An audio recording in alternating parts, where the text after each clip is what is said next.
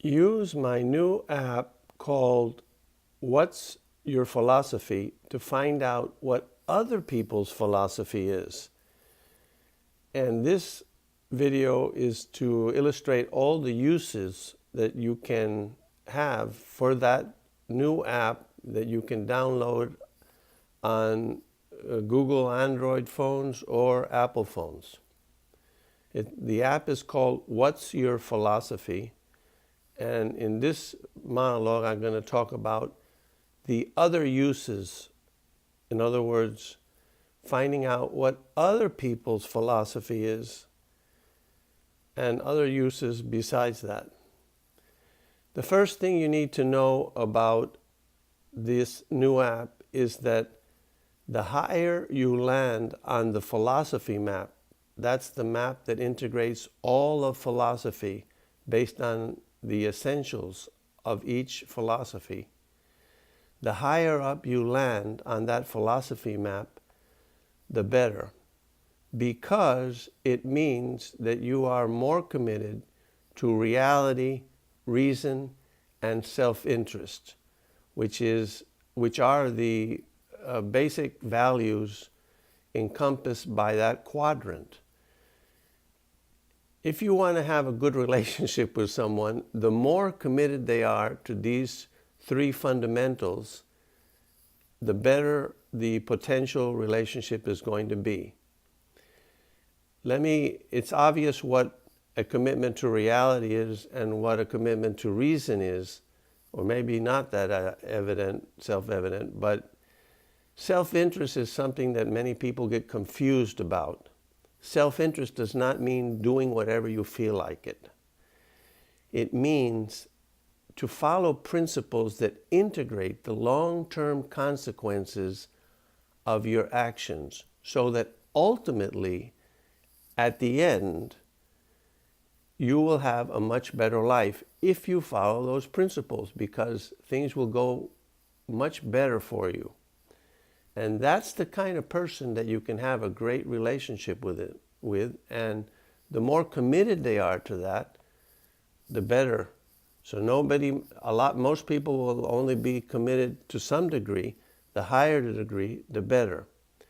So those are the three fundamental values: reality, reason, and self-interest. In this case, we're talking about a rational self-interest, one that integrates the long-term consequences of your actions. Secondarily, it's better to be in the middle than on either side of the philosophy map, to land more in the middle. This is not as important, but you avoid the false dichotomy that has dominated philosophy between authoritarianism, which was the original perspective historically, and subjectivism, which is a more modern and prevalent perspective. Both mistaken views, and thus a false dichotomy you want to try to avoid. So, let's talk a little bit about the uses. The uses are specifically important when you want to have a long-term relationship with someone. So if you are considering hiring someone as an employee, or if you're considering a partnership with someone, if you're considering a lady to marry as your wife or a friend, if they go through the app, through the questions, you will get a better read on who they are. And you can talk about the various answers to the various questions and get a better read on who they are. This will be a quick way for you to get there. And once you've downloaded the app, What's Your Philosophy, then it is free. You can run it again with someone else and no problem. It's only $2 anyway. So if you do it once, you've paid your dues and you get all the benefits from the app, including running it by a potential friend, wife, business partner, or employee. Now, another important use of this new app called What's Your Philosophy that you're going to use to find out things about other people is you can use the questions individually. So question number 4, I have been using for many years, and I never hired anyone without asking them this question. Can two contradictory conclusions both be true? If they say yes to that question, that means they're just a sophisticated bullshitter, and they're going to be trying to evade things and talk out of both sides of their mouth.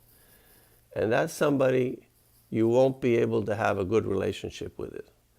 And if they do have that view, because sometimes people reach that view mistakenly because they don't really understand that they're equivocating and that it's not really a contradiction, it just seems contradictory, you can clear that up with them and talk to them about it until when they reach the right conclusion, which is obviously two contradictory conclusions can't both be true.